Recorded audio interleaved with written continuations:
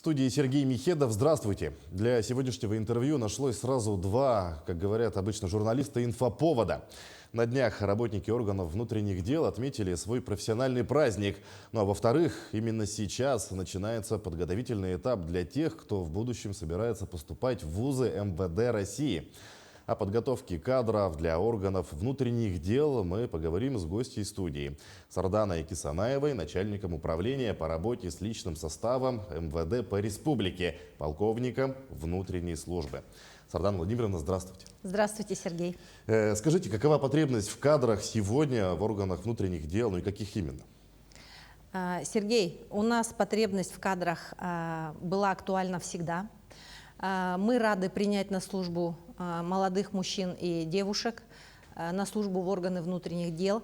При этом я хочу зрителям напомнить о том, что в органы внутренних дел возможно поступить гражданину Российской Федерации, который окончил среднюю школу. Для мужчин это тот, который отслужил в российской армии и имеет военный билет. Категория пригодности по группе здоровья А. Для девушек то же самое, среднее образование, либо среднее специальное, либо высшее.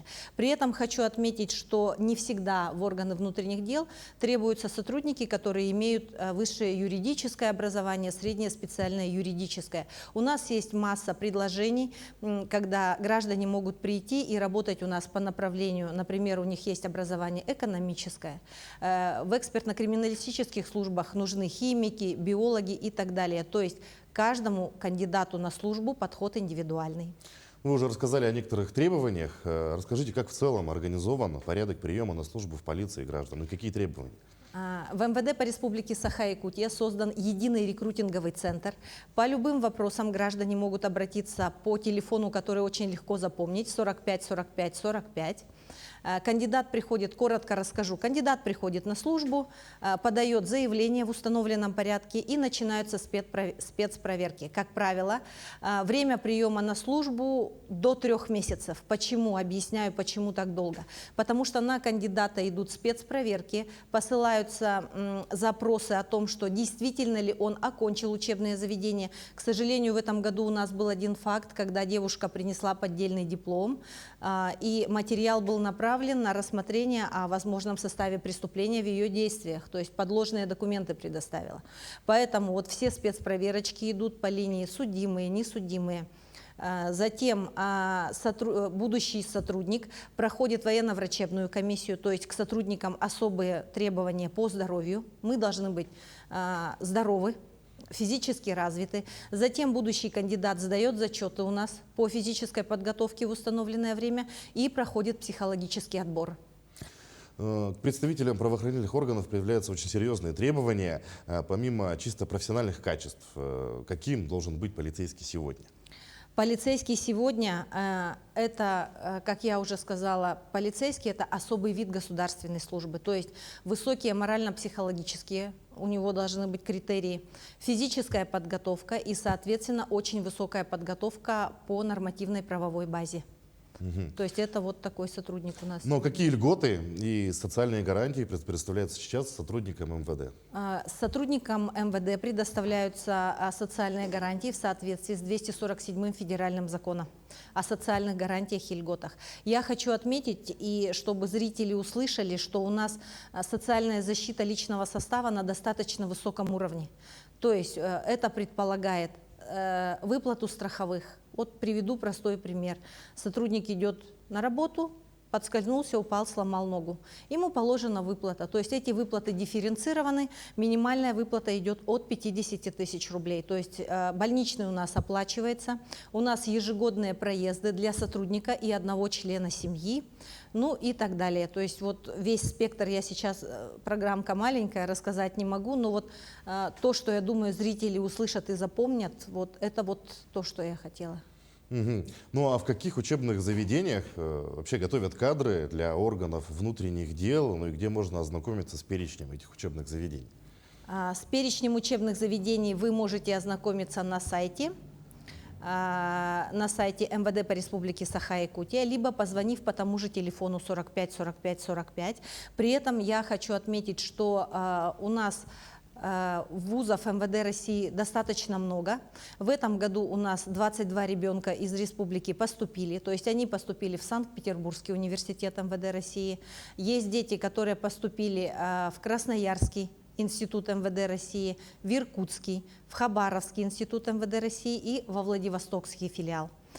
Почему я на это заостряю внимание родителей сегодня? Потому что ребенка к поступлению в институт МВД России надо готовить сегодня. При поступлении в институты любой, да, вот любой институт МВД России мы возьмем, необходимо сдать 2 испытания. Это русский язык. Это тесты, 100 вопросов, 100 ответов. Как правило, наши дети в этом году справились очень хорошо. Ниже 40 баллов никто не набрал. То есть проходной балл они набрали. И физическая подготовка, то, что вызывает у нас вот особую тревогу. Потому что мы в этом году набрали 87 кандидатов, а поступили только 22. Особенно девочки не могут сдать физические испытания. Получается, что нужно пробежать километр, да, в определенное время. Нужно пробежать 100 метров, да, за 12,6 секунды. Нужно отжаться от пола, мальчикам нужно подтянуться не менее 9 раз.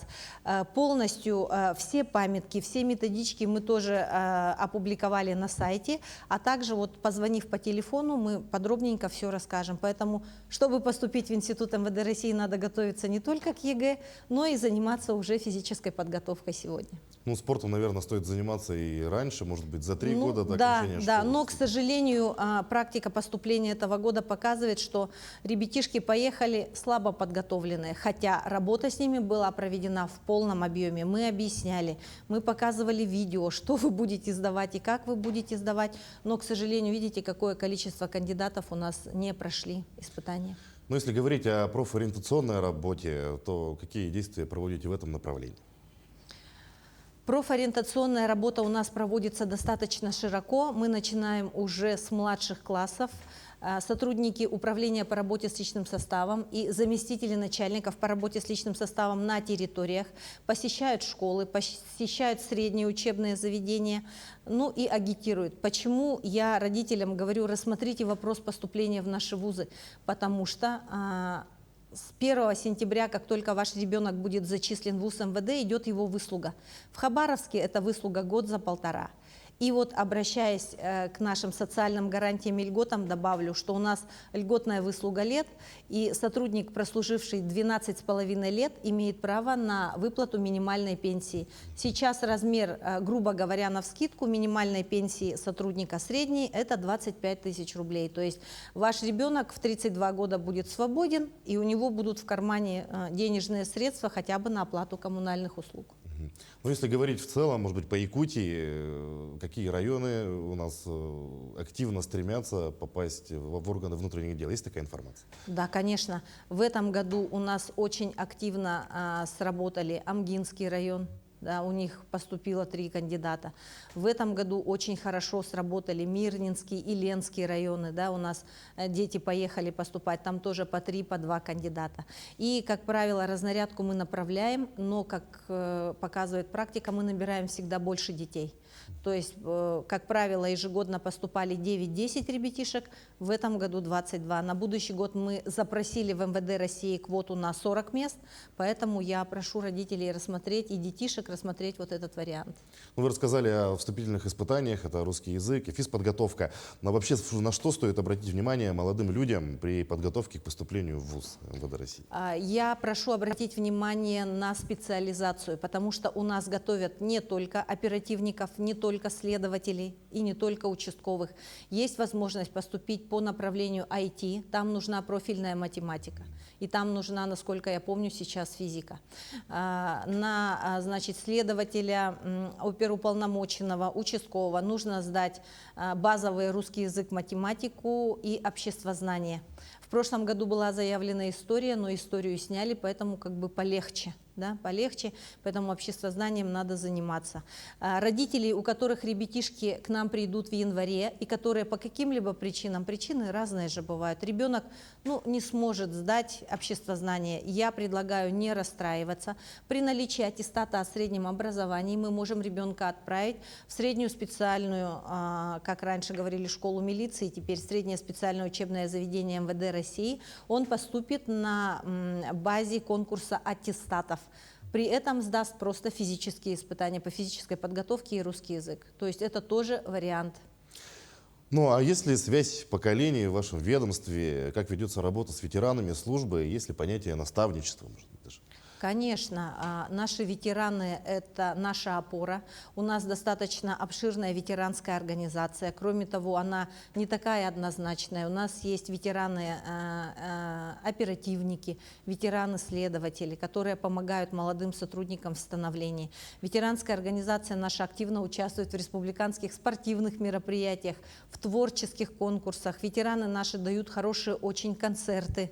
И наши ветераны, очень многие сейчас участвуют в зоне СВО добровольцами, поэтому ветеранская поддержка для нас обязательна. Наставничество у нас не только развито, оно определено приказом МВД России. За каждым молодым сотрудником закрепляется опытный наставник, и это тоже дает плоды. Вот каков наставник, такой и испытуемый. Поэтому я думаю, что сложностей в этом не бывает у молодых сотрудников. У нас остается совсем немного времени. Что бы вы хотели сказать, может быть, в завершении нашего разговора, какую информацию хотели бы донести до наших телезрителей перед поступлением? Я хотела бы сказать о том, что нужно очень внимательно и чутко подойти к выбору будущей профессии, потому что прийти в органы внутренних дел просто так, просто прийти, потому что некуда уже идти, так нельзя.